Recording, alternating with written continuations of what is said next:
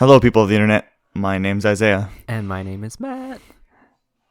Oh, wow. A little bravado. A little crescendo? Bravado? I don't know what I'm the fuck about to that burp. That's why. Welcome You got to me at the worst time. episode 18 of the Mildly Ignorant Podcast. Yay! Our first episode of 2022. New year, new We are changed me. men. Yeah, we are changed men. We become manlier men. Now that we're men. Sorry. Can I get an amen, brother? Amen, brother. That's right, brother. 2022, brother. I'm like, podcast is going to be going in a new direction this year. We're going to be talking about fishing, hunting, bitches, and rock and roll. amen, brother. Amen, brother. And the good Lord.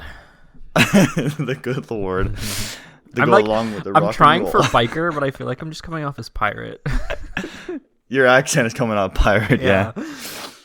Whatever. But you're coming off biker with the stereotypes, yeah. Biker pirates from outer space. Welcome to 2022, everybody.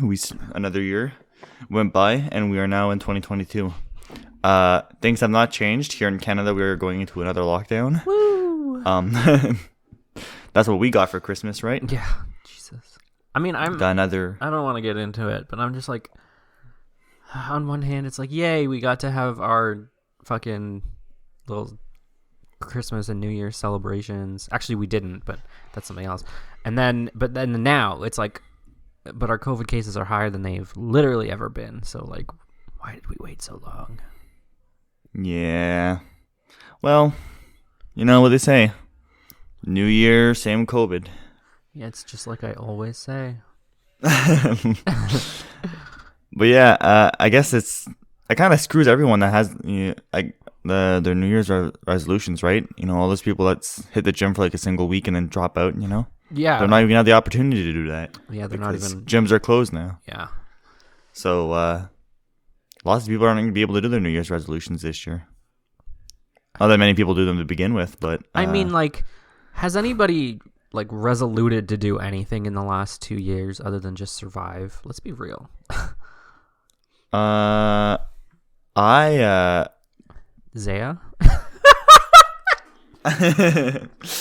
Sorry. That wasn't funny. I made a resolution in 2021, and it came true. What was it? It was to start the Mildly Ignorant podcast with my boy Matt.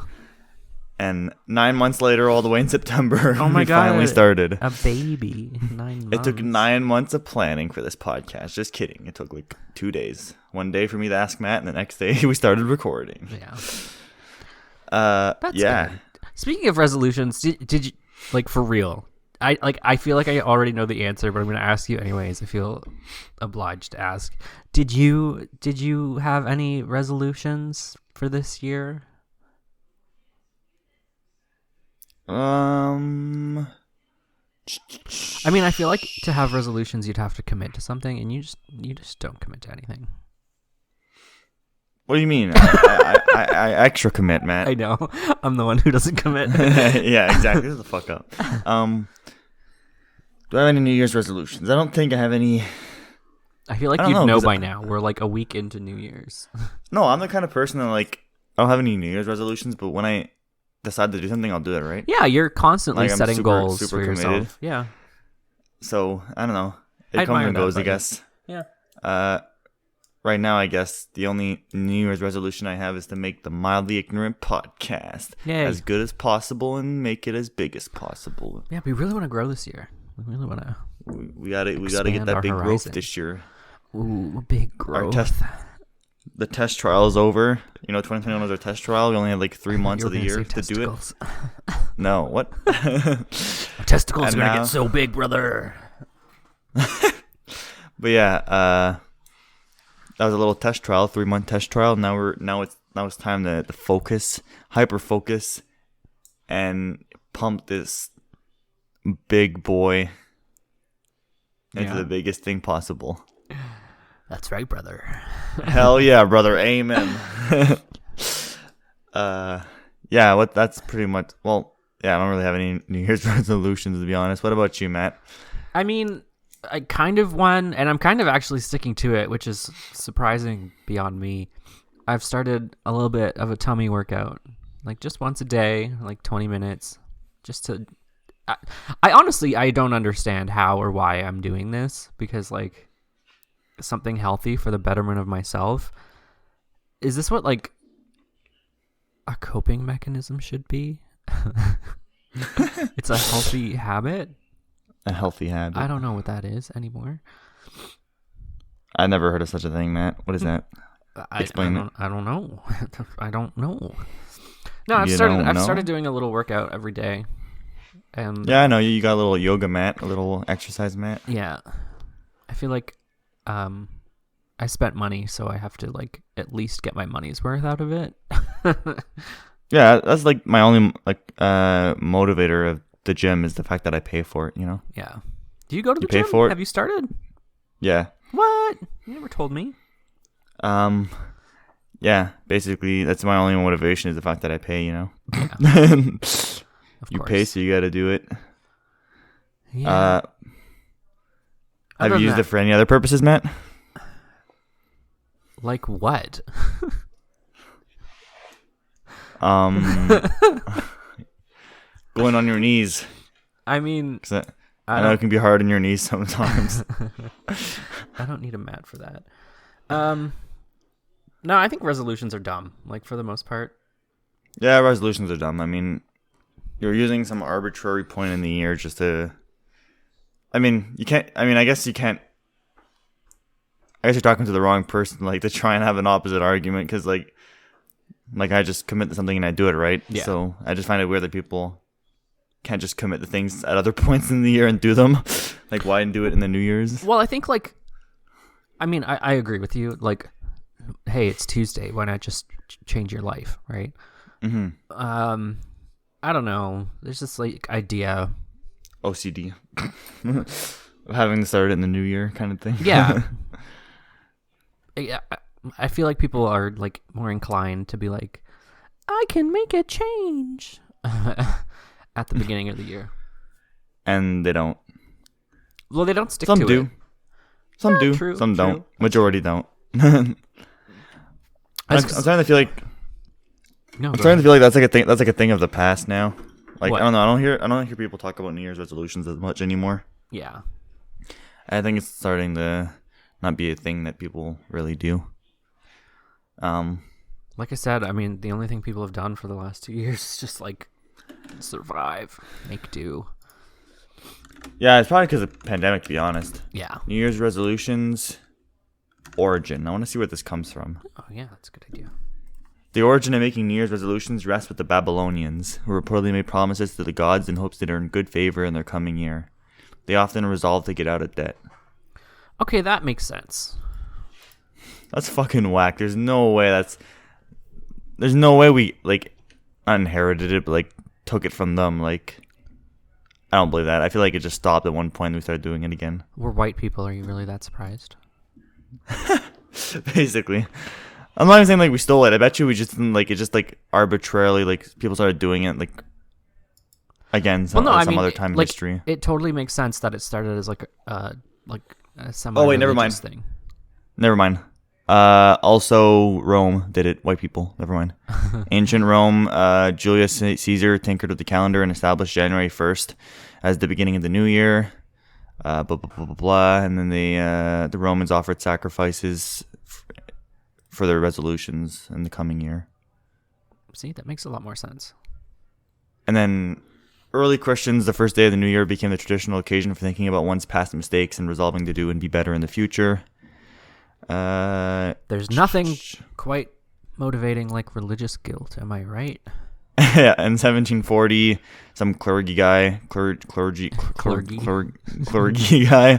made the covenant renewal service, most commonly held on New Year's Eve or New Year's Day, also known as the watch night services. They just sang and did crap to talk about their New Year's resolutions. Wow. Despite the traditional religious roots, New Year's resolutions are mostly secular practices now. Not many religions still do them. According to recent research, while as many as 45% of Americans say they usually make a New Year's resolution, only 8% are successful in achieving their goals. Yeah, it's not surprising. Yeah. I mean, like, we said, like, it's Tuesday, just change your life. But, like, so many people, I don't know, people are creatures of habit and routine, right? Yeah. So that's the big thing, is, like, you need to make it part of your routine. True. I mean, and it's weird that I'm able to, like, commit to things like that because I'm literally borderline psychotic with, like, wanting to have a schedule for every single thing, every part of my day, right? Every part of my day is, like, calculated and, like... But I think that's what makes it easier, because then you can, like, schedule it in. Like, you have the mechanism in your brain that, like, allows you to just, like, oh, okay, this is something I've got to put here. Whereas other people, it's just, like, more difficult for them to, like, they don't have the inventory slots for that. If that makes sense.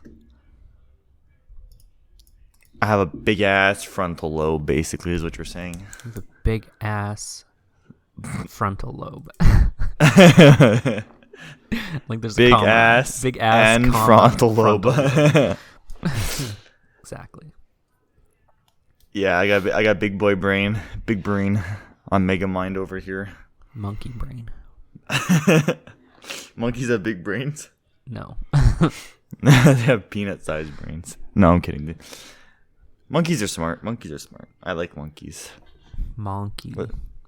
What's your favorite animal, Matt? Mine is monkey. Yeah, mine's also monkey because they made all the NFTs after the monkeys. Shut the fuck up. Did you hear? There's a NFT, by the way, of... Fuck, what's his name? It's the most random ass... Okay, you know who Richard Karn is? No, I don't. He's the guy from Home Improvement. There's an NFT of Richard Karn. Al Borland, yes. There's an NFT of Richard Karn on his official Twitter. He made an NFT, 3 NFTs of him. I hate that. Why would people buy an NFT from a side character in Home Improvement? To be fair, he was the coolest character. I'm just assuming he's the guy who was over the fence, right? Like, I think so. Yeah, he was. Yeah. Are you kidding? Were you just about to ask if I even know what Home Improvement was? I don't even know what I know what Home Improvement is, but I never watched it. I mean, I grew up with it. On his official Twitter, he has 3 NFTs for sale. I hate that. NFTs, there's 3 of them. One of them is you buy it, you get the art, but it's also like you got other stuff with it. So like the NFT, the first NFT is just you get like a little personalized video from him, kind of like a cameo. And the second NFT comes with the shitty art there, but like also with a collab. Yeah.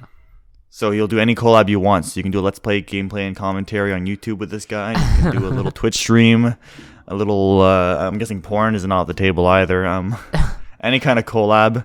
And then the third NFT, he'll fly you out to go golfing with them too. Oh, wow. Go golfing with Richard Karn, baby. I just had a Raven Simone vision into the darkest future where like every artist and actor and celebrity. Get this. If you pre-order our video game, you'll get this NFT. Literal cringe. Like, you know it's coming, though. Oh, it definitely is. I mean, Crazy Frog is an NFT. Everyone is an NFT, so. Man, I hate NFTs so much. They're so stupid. Well, we're a week into the new year, and it's already ruined. Thanks, NFTs. There was an NFT that... world record NFT sell. I think it was for either 600,000 or 6 million. I think is the new record now for an NFT. Okay, so I'm on the NFT site right now. Filter by. Is it like an official site? Yeah, there's tons of them. Highest price. Let's go. Highest price right now is Psycho Kitty at $999 million. Wait, what are all these? What the fuck? This one guy is selling all his Psycho Kitty stuff for $1 billion each. What the fuck? Oh my god, he has like 50 million of these. The whole list is just him. This guy called Ugonzo Art selling his Psycho Kitty stuff for $1 billion. I don't understand NFT culture enough. I think he's just bringing up the price so they don't sell. Are your NFTs always perpetually like on the auction market? Why are you asking me? I don't know. Because maybe he's maxed the price so no one buys them off of him. I don't know. They're all like literally everything on this list is made by him. Just a bunch of weird kitty cats. Let's go to auction ending soon. Psycho Kitty, $570. What is that? That's a shitty. What the fuck is this? An NFT of a piece of cloth? $100? 1.2K. Like literally none of these have bids. What is this? Like no one's bidding on any of these. Auction, $99. $1. $1 flops. Okay. Well, NFT suck. I don't know why I'm here. What did you get for Christmas, Matt? Let's talk about that. What did you get for Christmas? Were you a good boy? Yeah. Did you get coal for Christmas? Or what'd you get? I mean, I didn't ask for much. I feel bad. I mean, we talked about this before.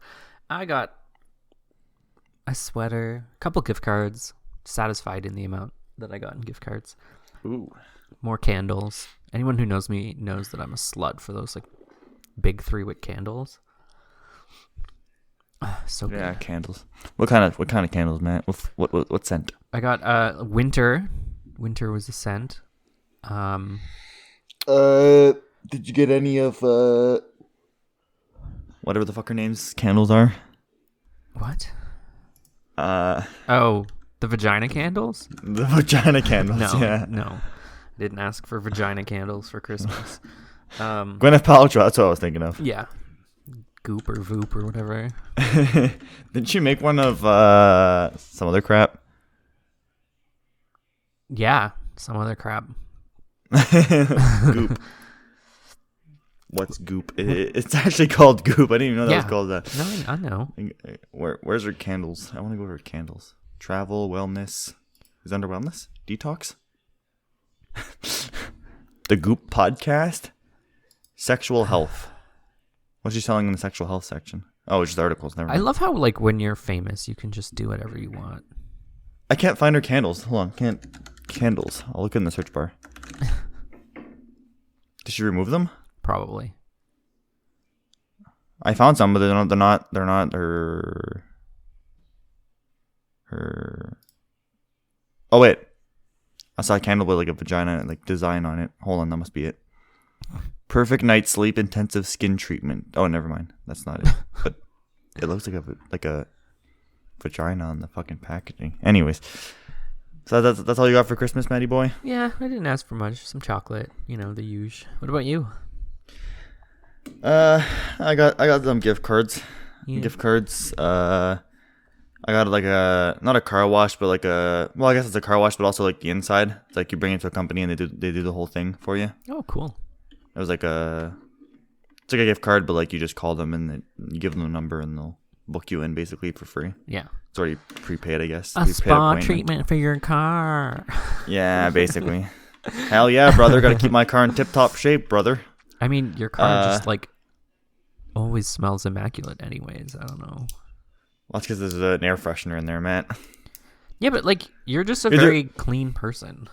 That's a lie. Have you seen my freaking basement? I mean, it's a mess. Not since it flooded. Yeah. Well, even beforehand, my desk was always covered in shit. But anyways, I got this nice little mic shitting that on I'm your using. Desk. Oh, you got a new mic? Yes, new little mic that I'm using right now. Clearer quality, beautiful. So crisp, so clean. I got a desk organizer, which is ironic considering I was talking about all this shit on my desk. Yeah, now stop shitting in it. Typical clothes, socks, underwear, garbage that you get for every Christmas, you know. Yeah. It's actually not garbage. I actually needed socks real bad. I was down to like 2 pairs. I was like that typical guy there walking around with like holes in his underwear and holes in his socks. Yeah, sorry, I keep taking your socks. What else did I get? I got like chocolate, stuff like that. There's other stuff I can't remember. I'll be honest. Yeah. It was like over a week ago. Who cares? It's over. I mean, I got money from my grandparents, which allowed me to buy a Switch, so that's technically a gift, I guess. Oh, the gift that keeps on giving. Cold hard cash. Yeah, and I used that money to buy myself a toy. Good for you. Because Santa didn't give me that toy. And now I'm mad. Santa's not real because I didn't get my toy. I told Santa at the mall that I wanted a Switch for Christmas. And I didn't get it. Yeah. Are they still doing Christmas Santa at the mall? Are they still doing Christmas Santa? What other fucking Santa would they do? I don't. No, with COVID, I didn't. Yeah, I didn't go to the mall in like months, so I don't know. I don't think there's been Santa. No Santa at the mall. No. Santa's canceled. We're gonna cancel Santa Claus. Cancel Santa Claus, baby. Karen's against Christmas. But yeah, I guess that's a good Christmas, Matt. I think that was a good. Yeah, that was good. Did you get any? You're the drug dealer of your family. You give alcohol to everyone for Christmas, right? Yeah. Just alcohol. Yeah, I got my mom a bottle of wine. I got my dad a bottle of scotch. I got my brother a bottle of Crown Royal, and my brother's fiance a bottle of gin. Like literally, like my go-to gift is like alcohol. They all liked it. You don't have the patience to come up with anything better as a gift idea. I mean, like no, but also like I rarely get out to go shopping. And like I don't go shopping either, man. I go out of my way to go shopping. Christmas time. Yeah, but I don't drive. That's true. So it makes it You're difficult. like a and like toddler. I could order like shit on Amazon, but like anyone could do that, you know? Anyone can buy alcohol, Matt. Anyone can buy anything. I know that they're gonna use it. Like I know it won't go to waste. Like I know it's going to be like an appreciated gift. Well, you know what they say. Alcohol consumption is higher than even pre-prohibition era, so. Okay. That's it. That's the whole thing. That's the thing. Well, that's good. Yeah, I got my mama a body pillow. Nice. I got my brother a fish finder. Amen, brother. Amen, brother. What's a fish? What do you mean? Oh, is that like one of those? Describe it to me. It's like a sonar thing that you put on like, when you go on a boat. Yeah. Except this one's like a portable one. Usually they're like built into the boat. The fancier boats are like they're designed so that you can put one in or whatever. Yeah. This one you can use like even fishing on the shore. Yeah. It's like this like bobber thing that you can throw out and it'll read back to the portable like machine in your hand. It tells you. That's pretty cool. Yeah. Yeah, that's pretty much the Christmas there all wrapped up. Nice. Now, shall we move on to the next topic, Matt? Yeah, like, speaking of going back in time, we weren't talking about that, but... Speaking of Nintendo Switch and video games... Okay, yeah, that's a better segue. That's a better segue, yeah. So the Game Awards, every year, I forget who does it, but they do the Game Awards every single year. Most of the time, it's kind of BS, but sometimes it delivers. This year was a bit weird because it was like the first full year in COVID, I think, right? Yeah. Because 2020 was like March, right? Yeah, 2020 was the start of COVID, yeah. Yeah. Oh, man. The COVID days get all mixed up in the timeline, the lore, the COVID lore. The lore. But yeah, Game Awards happened this year on December 8th, and... You mean last year? last year, December 8th, so a whole month from now. It had occurred, and I said, "Hey Matt, we got no topics this episode. let's talk about the Game Awards and give our thoughts on who won, who we think should have won if we don't agree. And yeah, there's a lot more categories than I thought there were. Yeah. Some of them we won't do because they're literally garbage. I don't give a shit about all these esports garbage at the bottom. Like best esports game, like I'll click on it, guarantee I could call all the nominees. Yep, Call of Duty, Counter-Strike, Dota, Valorant, and League. The only freaking esports games that exist on the world on planet Earth. And of course LoL wins because LoL is always gonna win that. Yeah. So like shit like that we're gonna skip because it's garbage, it's useless, it's stupid, I don't want it, get it out of my face. Wow. But yeah, we'll go over the games. Matt's not into the gaming as much as I am. If it's not Animal Crossing, he doesn't know. That's not true. I'm kidding. Matt's a very cultured individual. He knows his video games real well. I mean, that's so let's say not true, but let's say we start with most medium. Anticipated game, Matt, shall we? Why not Game of the Year? It's literally the first one. Yeah, but we want to keep that one for last. That's the big one. Okay. Most anticipated game. The nominees were Elden Ring, The Last God of War, or Ragnarok, whatever you want to call it, Horizon Forbidden West. What was the other one called? Where the hell are you? Oh, okay. It's like, where is this category? The sequel to The Legend of Zelda Breath of the Wild doesn't even have a name to it yet. Horizon and Starfield was Zero Dawn. Oh, Zero Dawn, yeah, and then Forbidden West. The winner is clearly Elden Ring. I wouldn't be surprised if it won by a landslide. Because I think this is fan voted, right? Yeah, I think it's all voted. Yeah. Because everyone got to vote. Also, to be fair, it's the only game that I like actively saw any media about. Like I saw a little bit for Horizon Forbidden West, but like I've been seeing like. I'll be honest. I think it's the only game that's been finished. To be honest. Yeah. Elden Ring is about to release. It's about to drop. Like people are having the network test betas and all that stuff. Like Ragnarok, I thought was just like a distant thing that they announced but never even started making it. Yeah. Zelda is Nintendo, so like we won't hear about that until they decide. Yeah, they don't even have a title for it. It's just the sequel. And I've never heard of Starfield in my life, so another Bethesda game. Yeah, but Elden Ring clearly wins. No surprise. George R.R. Martin, little baby, helped write this. Oh, did he? I didn't know about that.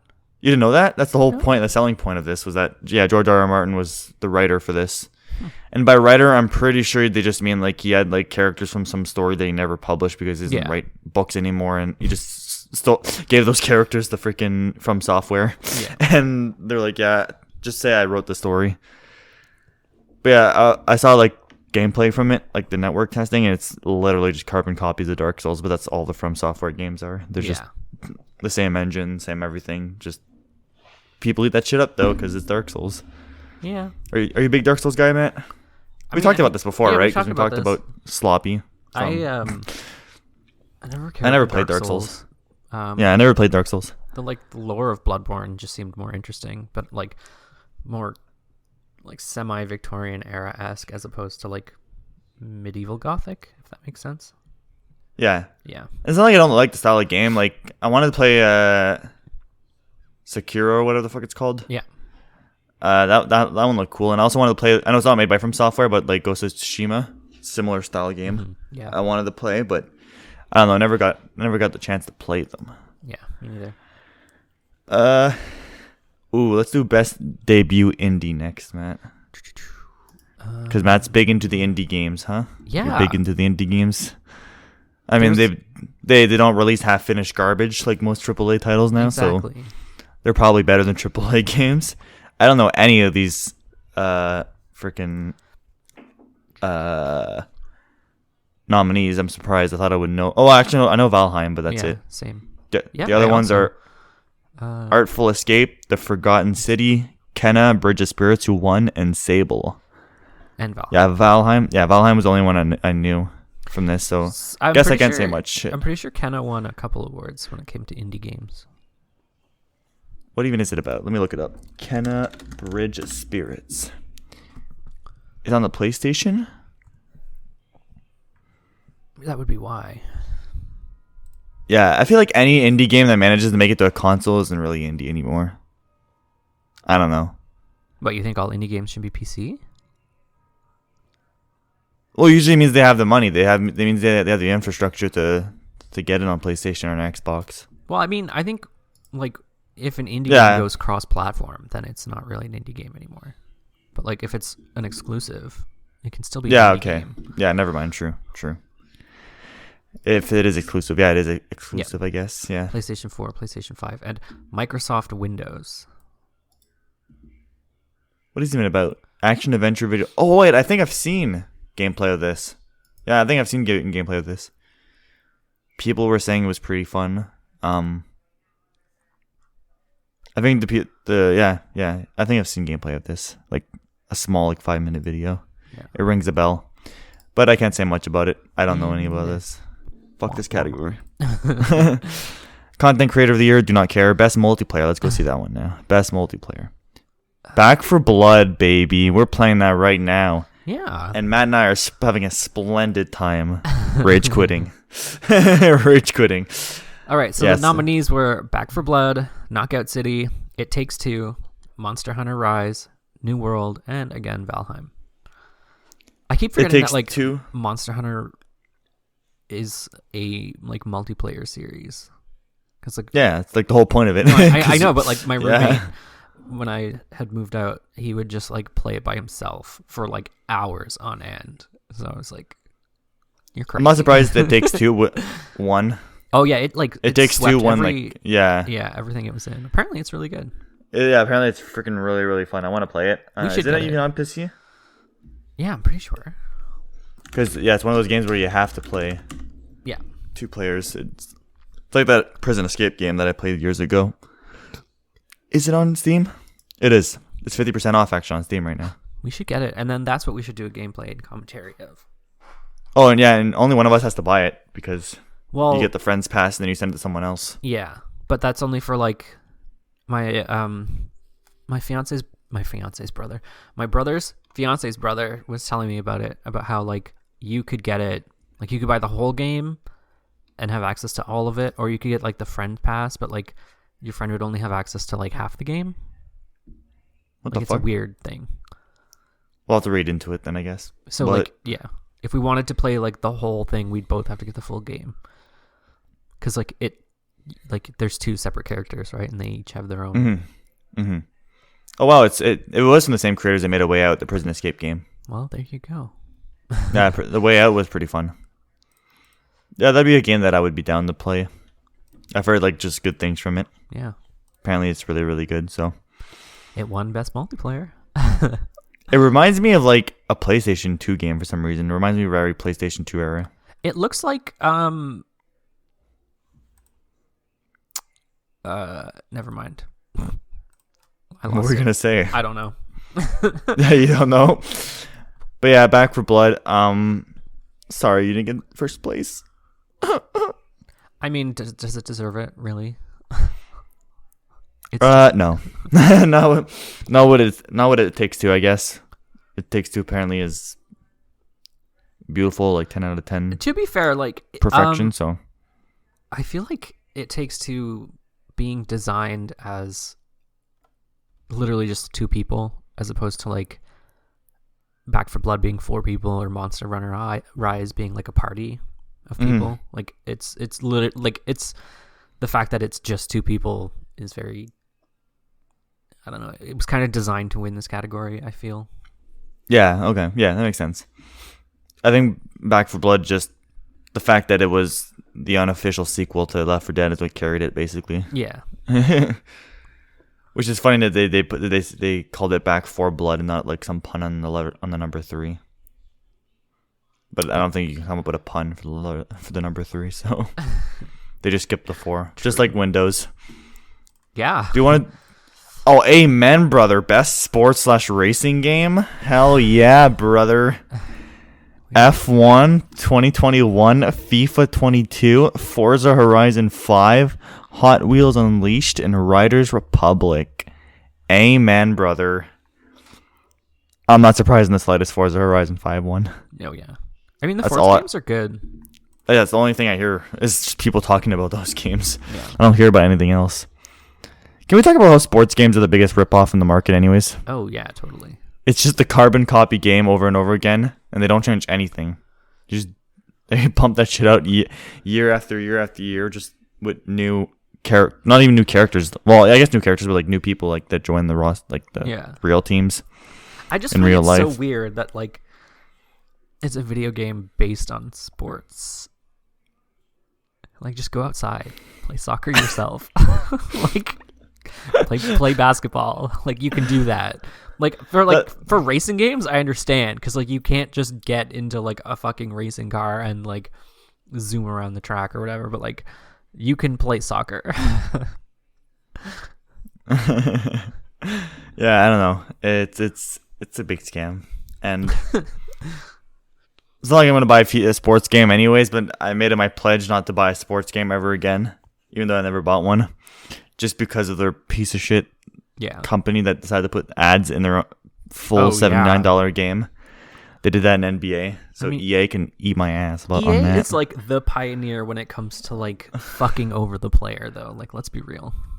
Well, they're the ones that introduced microtransactions and loot boxes and all that shit. Exactly, the pioneer. So, like, that's why we saw the memes about like the debit card, like to the like debit reader machines. They're just sucking your money out of you. Yeah. So disappointing. Let's do best sim strategy now. So Age of Empires 4. Yeah. Evil Genius 2 World Domination. Didn't hear of that game. I did hear about that. It's like all of these kind of like Age of Empires, Civ type games, but like each faction you're a different kind of evil genius, like from like a I want to say like a 50s or 60s like spy movie. So like your whole like shtick is that like you're just a bunch of evil geniuses that trying to conquer the world. Yeah, exactly. You're trying to like fuck over the other evil geniuses and take over the world. It's just like a nice kind of comic-y take on it, I think. And then there's Humankind, Inscription, and the Microsoft Flight Simulator, baby.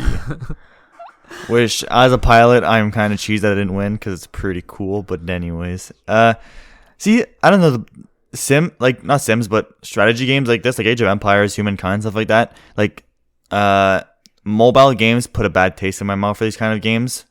I'm assuming these games aren't like mobile games because you're paying full price, right, for these games. Yeah. So I'm assuming there's no like 24-hour wait times or use 25 gems to make your building build faster, right? Or is it actually like that? It's not like that. Strategy games? I remember, again, my roommate used to play them, but like before we had moved out. So like his group of friends, they would literally be like playing this game for like a quick game is 6 hours. Oh wow, yeah, okay, yeah. I've always wanted to try them, but I was just scared it'd be like a mobile game where you have to like. No, it's not that bad. Yeah, but it's like it's time consuming. You might like it. I feel like it's similar to like tabletop games, but like that's what I've always kind of like put. Yeah, that makes sense in my head. Yeah. Yeah. Age of Empires and all that stuff. I never played them myself though. Let's look at best family games. Yeah, It Takes Two, again one. Mario Party Superstars, New Pokemon Snap, Super Mario 3D World and Bowser's Fury, and WarioWare Get It Together. I like how like 4 Nintendo games. It's all family games, yeah. Yeah.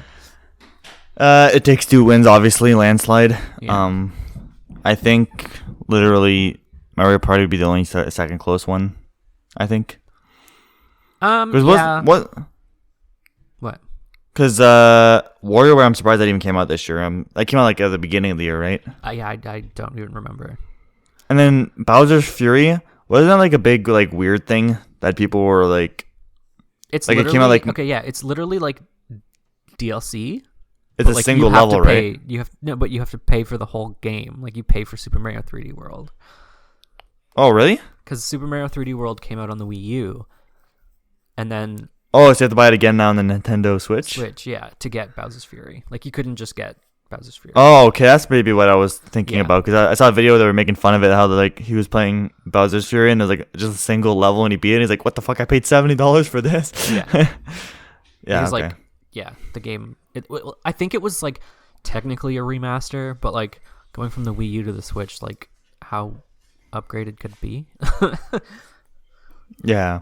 Well, Nintendo scamming our money as usual. And then new Pokemon Snap, 20 years too late. Yeah, I didn't even know that came out, to be honest. And another Pokemon Snap. Yeah. I mean, they could have... It could have been an ongoing series by now, and people would have eaten that shit up if they... You know what they need to do? They need to bring back... is it... Hey Pikachu? Is that the game? Hey You Pikachu? Hey You Pikachu, yeah. Yeah. Bring back the microphone and just fucking yell into it. Verbally abuse your Pokemon. That's such a you move.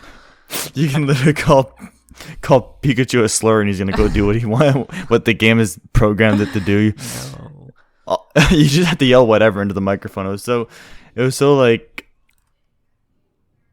a what's the word I'm looking for? Not novel, but I guess it was a novel concept. It was just cool and presentation wise, I guess. Yeah. But it was just more so a tech demo, I feel. Yeah, because you could literally scream whatever. You didn't have to say sit Pikachu or whatever. You just scream the slur and it would freaking sit down anyways. Yeah. It would just register your voice and then sit down. Next category is best fighting game. Oh my god. We got Kimetsu Demon Slayer. Yaiba, the Hinokami Chronicles. Guilty Gear. Strive. Melty Blood. I've never even heard of this. Yeah, I've never heard of that one. I've never heard of that one. Nickelodeon All-Star Brawl and Virtua Fighter 5.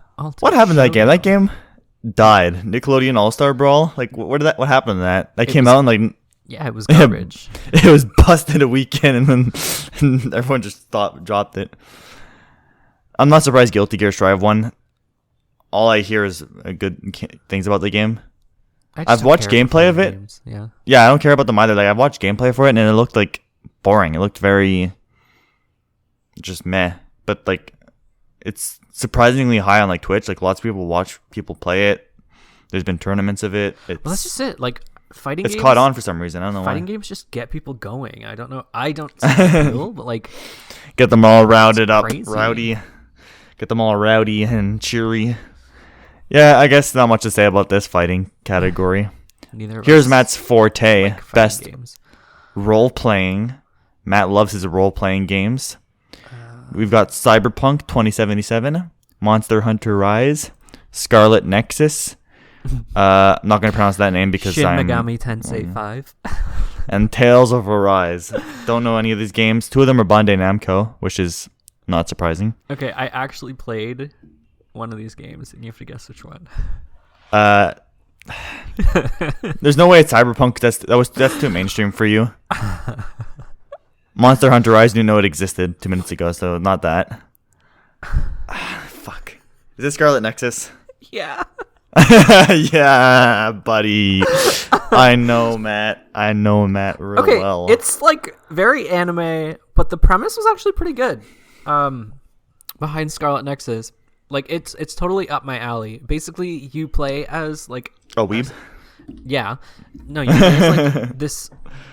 It's set in a post-apocalyptic Japan where aliens are eating the brains of humans, and then humans have developed special powers in order to protect themselves against mankind. So you have a character who can imbue her attacks with fire, or a character who can teleport, or a character who can turn invisible. So it's really just it's the weebiest shit, but it was fun. The gameplay was kind of wonky though. It was definitely a difficult game. And then an hour in, the plot just got insane. It was so many twists and turns, and there's 2 main characters, and you have to play as both their scenarios in order to understand anything. And that really hurt the story because it was you'll be doing something as one character, and then it's literally you just missed a bunch of cutscenes, and then you're on to the next part of the game, and you're what the fuck is going on? But if you had already played the other character's scenario, you would know what would happen. But there's no way you can play through both scenarios at once, so it just you're playing through this game and you're like, this doesn't make sense. So like you have to play as both characters and then literally just like watch a video of like the whole game in order to fully understand the story. That reminds me of like one of the few animes I ever watched, like Danganronpa, it's called. Yeah. So you watch season 1 of the show. Yeah. That's fine.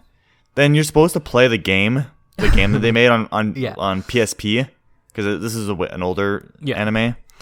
And then it came back for 2 more seasons. So season 2 and 3 came out simultaneously.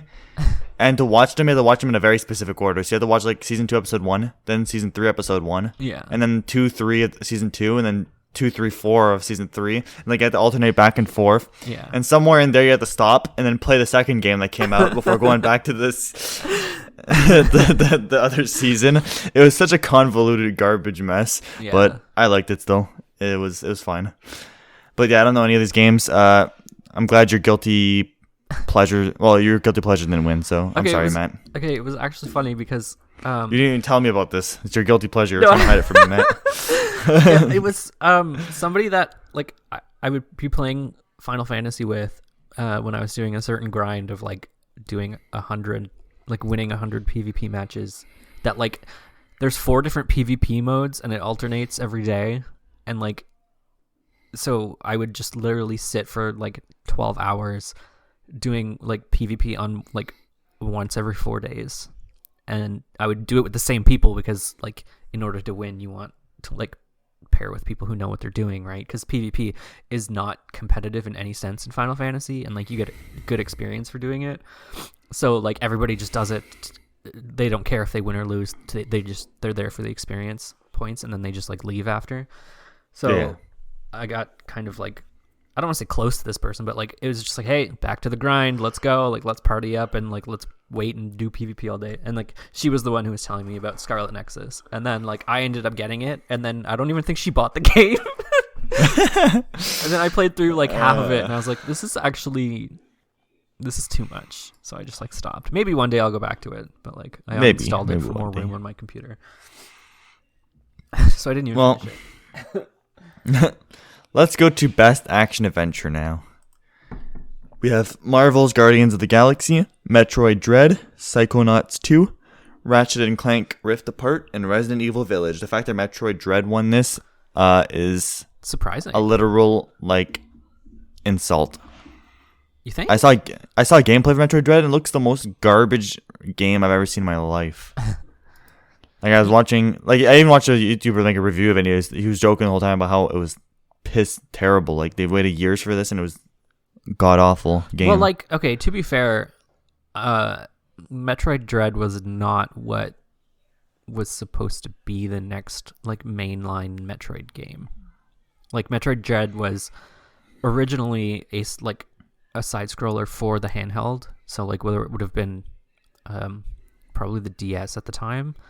And then like the Metroid Prime series came out, and then they dropped the Metroid Prime series, and then like they picked up Metroid Dread, and then they were like, okay, let's put this on console. So like I'm surprised it won, because it was never meant to be a fully like, obviously it's a fully fledged game, but like compared to like Marvel's Guardians of the Galaxy or like Resident Evil Village, like it wasn't like a full big epic tale, right?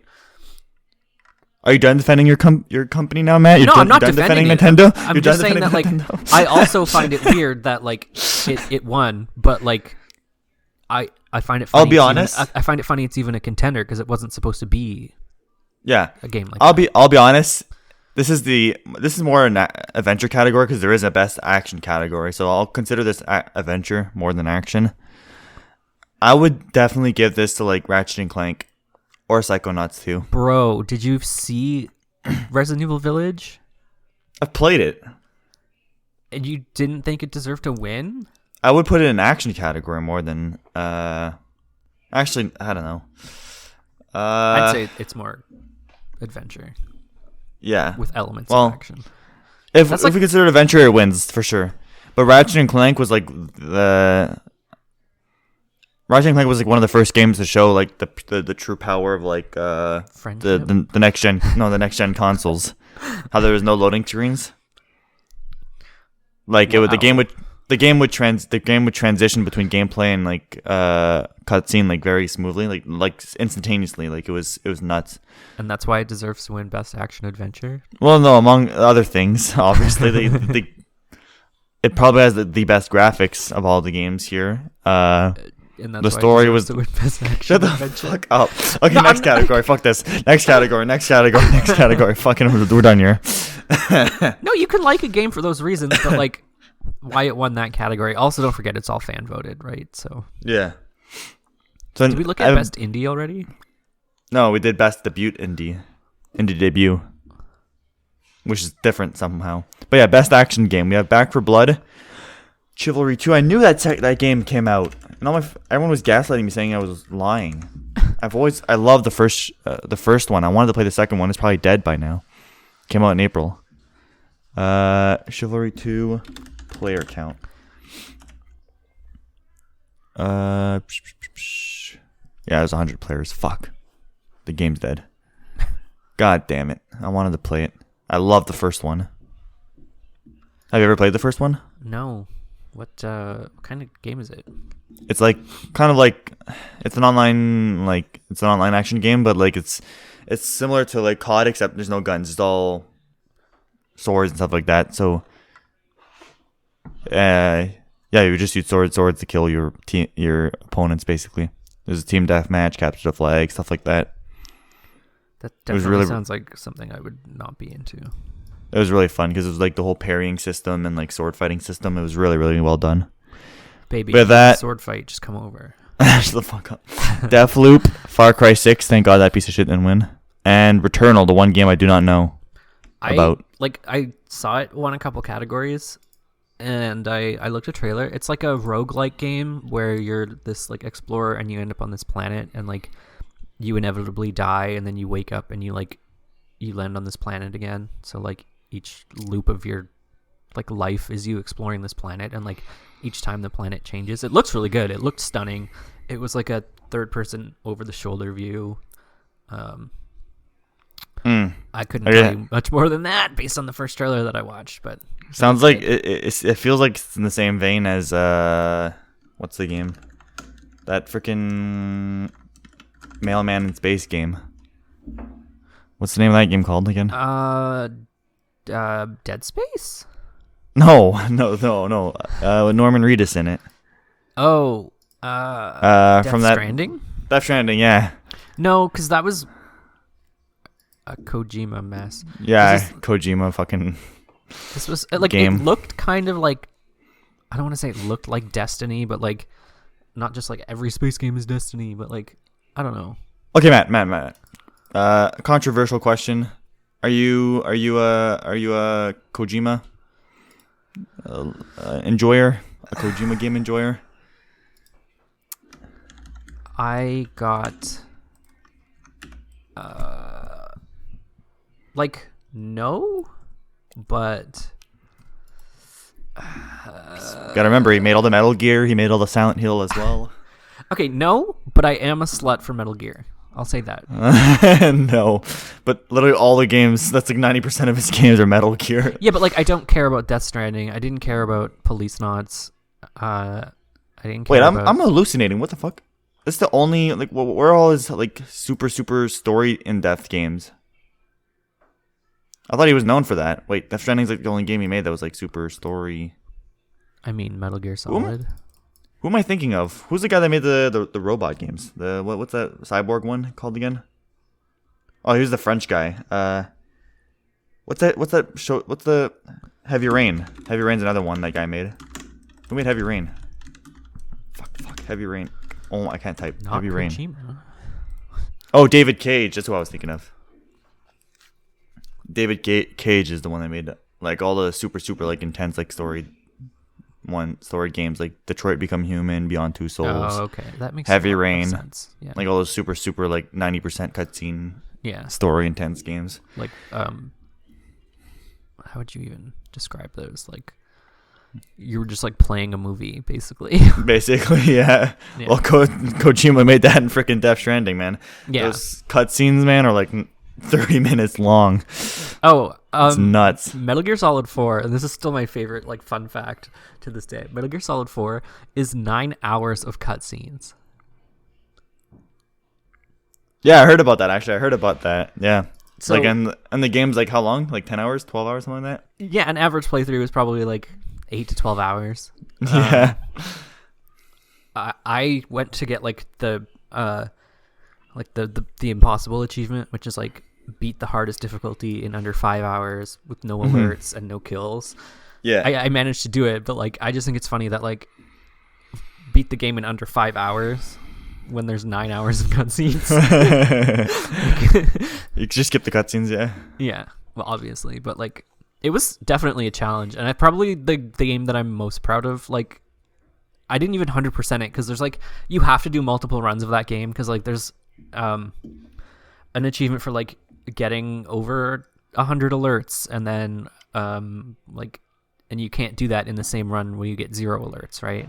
Yeah. Okay. So, yeah, you have to play through it multiple times. But like, I think it's called the boss or the big boss achievement is the one that's like hardest difficulty under 5 hours, no alerts, no deaths, like anything. I can't believe I did it. It's probably the game that I'm most proud of. So we'll skip a few categories here just to make up on time here. Best VR, who gives a shit? Innovation and accessibility, who gives a shit? Best community support, that probably does not exist. Oh, Final Fantasy 14 won that. Wow, I'm sorry, Matt. I'm sorry for offending you. No, it also won. What is the category? It's like best, like upkeep or something. Ongoing. It won best ongoing. It did. Yes. Best ongoing. Yeah. Yeah. Oh wow, Matt. Yeah. I'm sorry. Well, those are the 2 categories I wanted to skip. Okay, well, Matt's favorite game, Final Fantasy 14 Online, won best ongoing and best whatever the fuck the other category was. Community support. Sorry. Yeah. This 25-year-old game. I'm kidding. It's not that old, but it's actually so funny that you say that because I was playing with my roommate not too long ago. He got back into it to like get caught up on the new story, and to level your characters. Like there's a roulette which puts you in a random dungeon, right?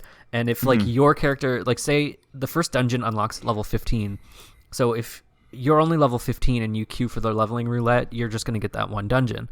But if you're like level 80 or level 90, which is like max level, you can get any dungeon within the game. And so we were both level 80, like just like leveling characters, so like level 80, 81, 82. We got like one of the first dungeons in the game.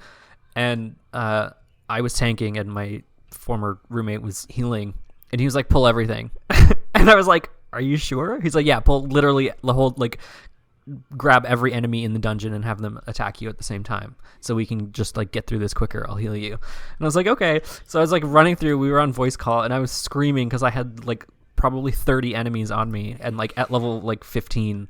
That's kind of insane. And then he just messages me, and I literally started crying. He's like, "It's a 15-year-old game. It can't hurt you anymore." I was like, that's the truest thing I've ever heard. Anyway. Well, that's that. Best mobile game, Genshin Impact. We'll not talk about that because I don't want to get thrown in the jail for being a child molester. Oh my god. Best indie game, it's Kenna again for, I don't know why there's a separate category for that. That can go fuck itself. I like how it's like best indie game and then best indie debut, even though it's games from this year. Okay, literal cringe. Games for Impact. The nominees are Before Your Eyes, Boyfriend Dungeon, Chicory, Colorful Tale, Life is Strange, True Colors, No Longer Home. The fact that Life is Strange, True Colors ones deserves this whole thing deserves to just be shut down. Have you ever played Life is Strange games, Matt? No, but I've seen them, and I don't really like them. The first one is fine, okay? But then this one, I think this is the one, True Colors, is literal cringe. Like, it's... Life is Strange basically is like these teenagers that they get powers. Like, each season is a different, like, character.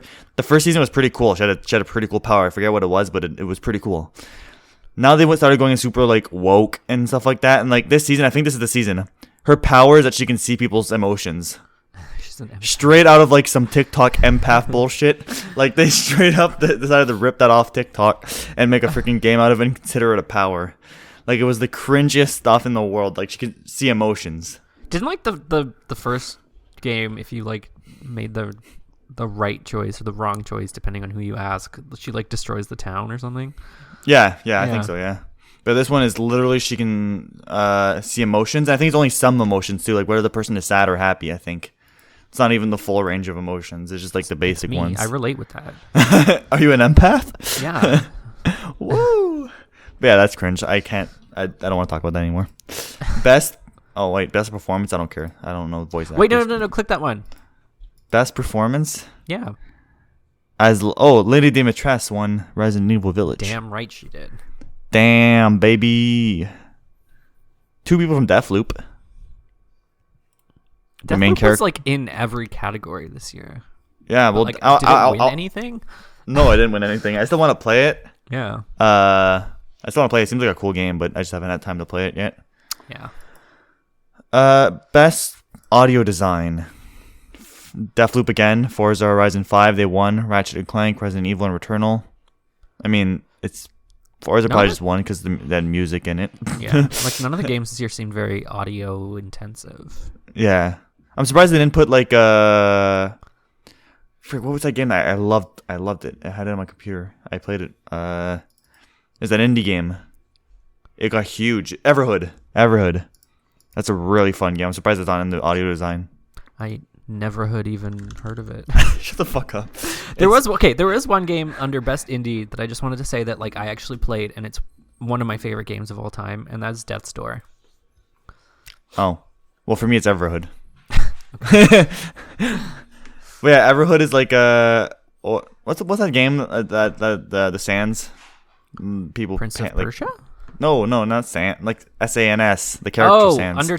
Undertale. Sorry, yeah, it's the similar like graphic style as that, like similar kind of characters and world. It's not made by the same people there, but it's similar style. Yeah, and it's literally the whole game is just like they call it a reverse beat game, like rhythm game. Okay, yeah. So like instead of hitting the notes, you have to dodge them. Your character's on screen, he has to dodge the notes. Oh, that's cool. It was really, really fun. I loved it, and I played it like 2 or 3 times, I think, and it was really fucking fun. I'm surprised it's not an audio design. I would give it that the win over any of these piece of shit games. Oh wait, best score in music. Never mind. This is a different category. Nier Replicant won that. That's probably makes sense. Yeah. They have really good soundtrack. Oh yeah, because there's like again, all I know of Nier, and if you're a Nier fan, I'm sorry. Nier Automata. This is the crossover with Final Fantasy. Oh my god, man! But like, stop it. It features like elements and plots from the game, and like one thing about Final Fantasy is like it's kind of the GOAT when it comes to video game music. Let's be real. Yeah. And there's a lot of Nier tracks, and like Jesus Christ, they like I barely knew it was happening on the plot, but like the soundtracks hit home. I will say that. I've never played Nier, but apparently Nier Automata is like one of the best games ever made. Like apparently people love it. Yeah. But yeah. Best art direction. Oh, there you go. Deathloop wins. Oh, yay. The other nominees were The Artful Escape, Kenna, Psychonauts 2, and Ratchet & Clank. Yeah, there wasn't many artsy games out this year. Makes sense that Deathloop won it because they had a very unique style, very like dystopian style to it. They had a similar style to like We Happy Few. Yeah, that's what I realized. But yeah, I guess there wasn't many artsy games because The Last of Us 2, when did that came out? The year before, right? I think so. The second part of Last of Us, yeah, because it would have been one of the nominees for sure in all these categories. I was like, didn't it win most of the categories it was in last year at the Game Awards? Yeah, I think so. I wouldn't be surprised. Best narrative. Like, I never played the second one, but like, holy shit, The Last of Us was a good game. Yeah, Last of Us is a good game. I want to play the second one. Yeah. Best narrative. It's just the big games, basically. Deathloop, It Takes Two, Life is Strange, Marvel's Guardians of the Galaxy, and Psychonauts 2. Psychonauts 2 didn't win a single one this year. I'm surprised. Yeah. Yeah. They're in everything, but they haven't won a single one. True. But Marvel's Guardians of the Galaxy wins, which I'm surprised. People said the gameplay sucked, but I guess it's not the narrative. Apparently, the cutscenes are really good, but yeah. Apparently, the gameplay is really trash on most of the Marvel games. Eidos? It was Eidos and Square. Yeah. Oh, I didn't know that. Oh. Best game direction. Deathloop wins again. Okay, so And Deathloop won a few of the bigger. 2, yeah. A few of the bigger ones. And the last one, Game of the Year, the biggest big boy of all the candidates were Deathloop, It Takes Two, Metroid Dread, Psychonauts 2, Ratchet and Clank Rift Apart, and Resident Evil Village. Village didn't win a single one either, by the way. Yeah, that's. And the winner is It Takes Two, Game of the Year for 2021, the best game of the whole year, the best game of all time, the best game ever made. It Takes Two. For this year. Well, last year. Of the whole time of last year. So yeah, basically It Takes Two sweeped. Deathloop sweeped a little bit. Metroid Dread got a single win. Psychonauts got nothing. Resident Evil Village got nothing. I think Ratchet and Clank got nothing too. Resident Evil Village got best. What was it? Performance. Oh yeah, I guess Lady Dimitrescu. Yeah. Which, let's be real, she had the fucking internet in a chokehold for like months. True. All those memes. But yeah, that's it for the 2021 Game Awards. We will be back in a year to report on the 2022 Game Awards. Probably not. We'll see. When we need a topic. Topics. Yeah, if we need a topic. But yeah, before we wrap, I guess, because it's already an hour and 5 in. Oh, wow. Let's do our little our listener viewer question. Let me pull up that list. Podcast question. I don't even remember what questions we did. I should remove them when we did them, or like highlight them. Yeah. I mean, you could just ask me, and I would know if I answered it or not. Would you? I mean, if not, I would probably give a different answer than I did last time. Let's be real. Okay, so I know you don't read, Matt, but I'll ask this question anyways in case you have an answer. What is your favorite book to read? Very simple question. What is your favorite book of all time? Well, there's only one book for me, and that's the good book of the Lord. The Bible. Exactly. No, I don't read. Come on, you must have had a gay phase where you went like the whole mysterious like scarf wearing, like reading like thin wired glasses. Yeah, like thin wired glasses, like reading phase, like Are reading. Are you reducing me to a stereotype? Yes. No, I have never read a book. You never had a reading phase? Never. No. God damn it. Okay, well, we're sticking to this question. Too late now. For me, my favorite author is Vince Flynn, but my favorite book series is not from him. My favorite book series is actually called Conspiracy 365, and that's it. I'm not gonna explain it any further. No, I'm kidding. It's basically like a series. It was like a 12. Well, it's more than 12 books. It was like a. It was a. What's it called?